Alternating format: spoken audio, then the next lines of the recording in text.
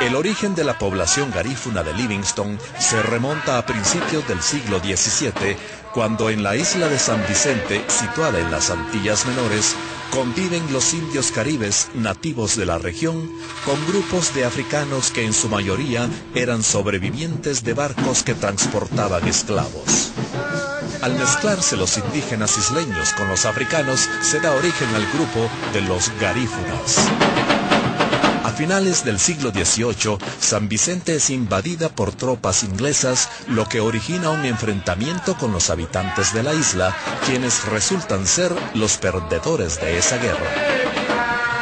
Convertidos en prisioneros, los garífunas son expulsados de su isla por los ingleses y los ponen en barcos sin rumbo en alta mar.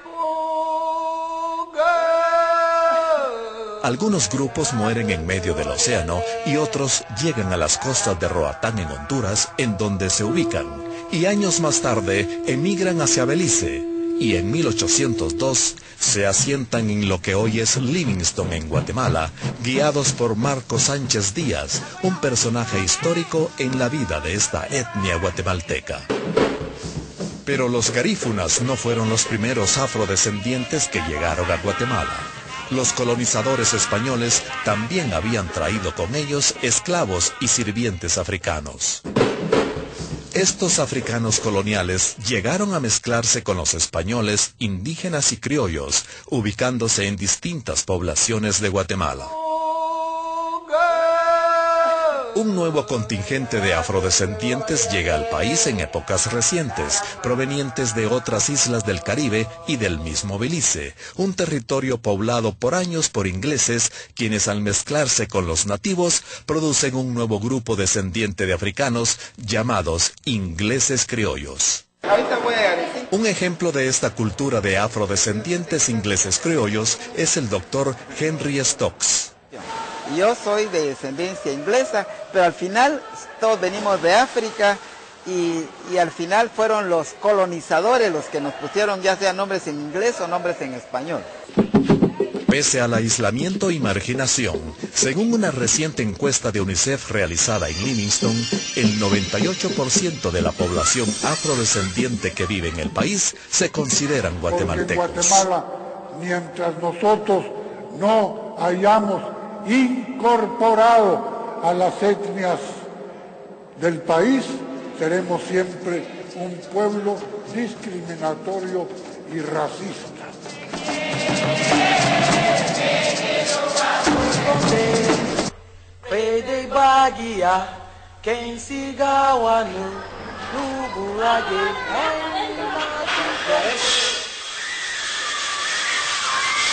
Es día de clases en una de las escuelas públicas de Livingston.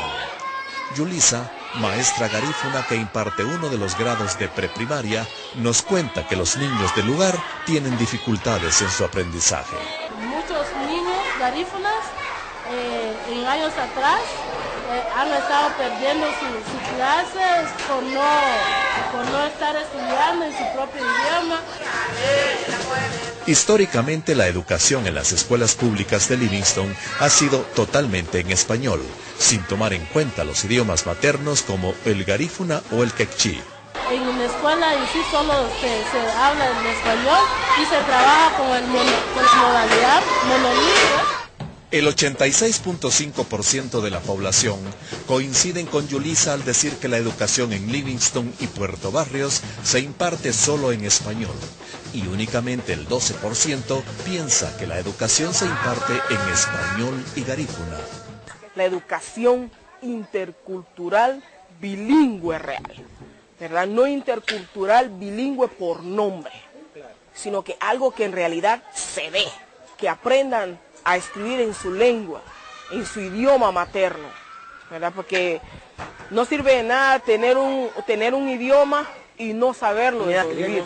El censo de población del 2002 indica que 5.040 personas se identifican como afrodescendientes en Guatemala.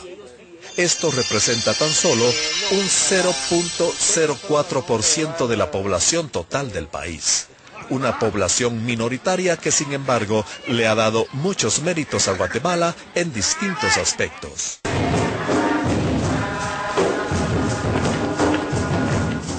Hoy, instituciones como la Iglesia Católica reconoce la importancia social que tienen los afrodescendientes en Guatemala, principalmente porque en su mayoría los garífunas profesan esa religión.